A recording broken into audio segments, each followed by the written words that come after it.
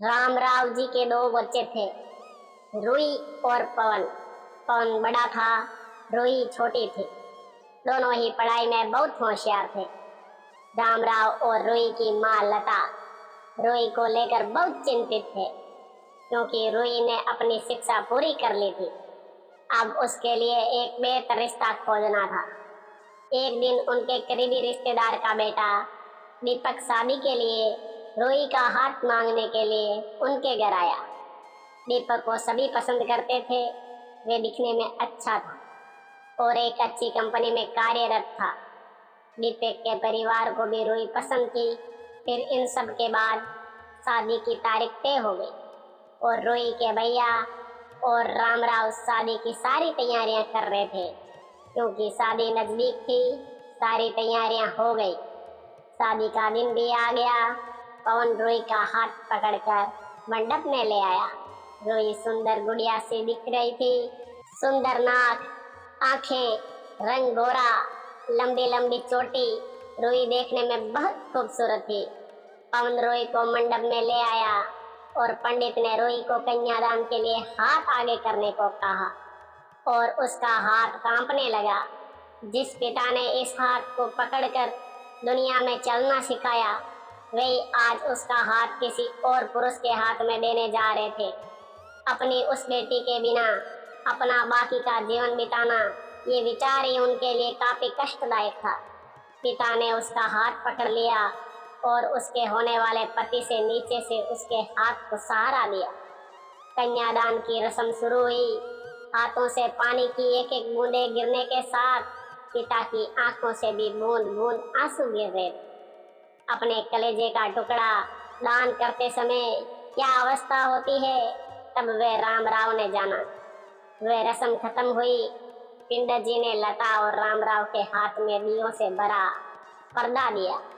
उनके सामने बेटी और उसका पूरा ससुराल परिवार बैठाया और पंडित जी ने कहा, आज से आपकी बेटी उनकी हो गई। उनसे कहो कि उसका अच्छे से ध्यान रखे। लता अपने मायके वालों के लिए एकदम पराई हो गई। उसकी आंखों में आंसू भर आए।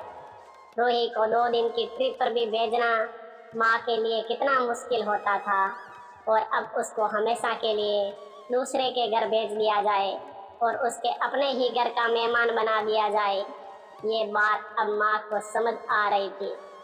उस रस्म के बाद दूल्हा गेट पर आ गया। पंडित जी ने आवाज दी, लड़की के मामा लड़की को लेकर आओ। उस मामा का हाथ पकड़कर वे उसे अंतर पाठ पर जा रही थी।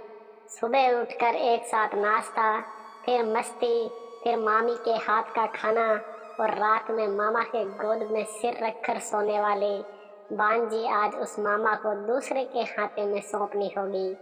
ये सोचकर उसने अपने हाथ कस लिया और मंगलाष्टक प्रारंभ हो गए।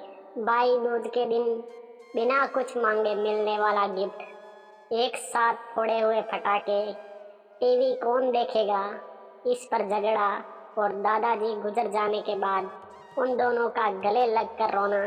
दोनों भाई बहन आज एक दूसरे को देख रहे थे। उतनी ही देर में मंगलाष्टक समाप्त हो गए। मंगलाष्टक समाप्त हो जाने के बाद रूही अपने आगे आने वाले नए जीवन को लेकर उत्साहित हो गई। रूही ने वरमाला पहनाई और अपने पति दीपक के पास खड़ी हो गई। रूही के सामने बहुत से लोग खड़े थे, कुछ आशीर्वाद दे रहे थे और कुछ पास होकर स्तुति कर रहे थे। फोटो के लिए उसकी सहेलियां आई।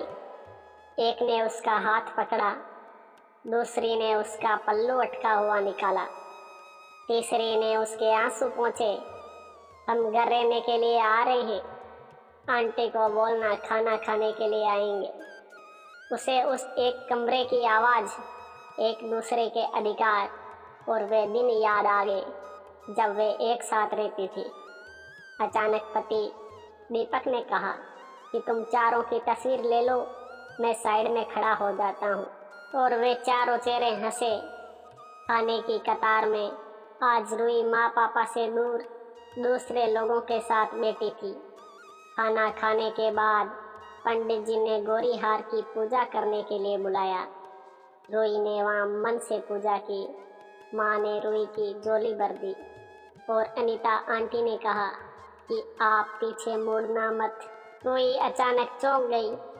वे आगे बढ़ने लगी। इतने सालों से बच्चे की तरह पाले हुए उस चाचा का बांध टूट गया। स्कूल से घर वापस आने में देर हो जाने पर अस्वस्थ होने वाले वे चाचा जी, जन्मदिन पर 5-6 फ्रॉक उसके आगे लाकर रखने वाले चाचा जी, मैं नहीं आने वाली, आज घर में चाची के पास रहूँगी कहकर रोने वाली, वे आज हमेशा के लिए दूर चली जाएगी। ये रुई के दूसरे माँ पापा के रूप में चाचा चाची को भी ये बात सहन नहीं हो रही थी। उसकी पहचान आज बदल चुकी थी। हाथों की वे हरी चूड़ियाँ, पाँव में बिछियाँ और गले में मंगलसूत्र नए जीवन की राह दिखा रहे थे। सास का हाथ पकड़कर रुई उसे फूलों से सजी गाड़ी में दीपक के साथ बैठी। उस गाड़ी में खुशी थी और उस गाड़ी के बाहर खड़े सभी लोग आंखों में आंसू लिए उसे अलविदा कर रहे थे। रुई बोली, मम्मी पापा आती हूँ मैं। बहुत मुश्किल होता है अपना कलेजा, अपने दिल अपने ही हाथों से बाहर निकालकर पराए हाथों में सौंपना। और वे अपने कलेजे को, अपने दिल को खुद के दिल से लगा कर रखेगा। फिर भी हर माता पिता इस मुश्किल काम का सपना देखते हैं लड़की के जन्म के बाद से ही।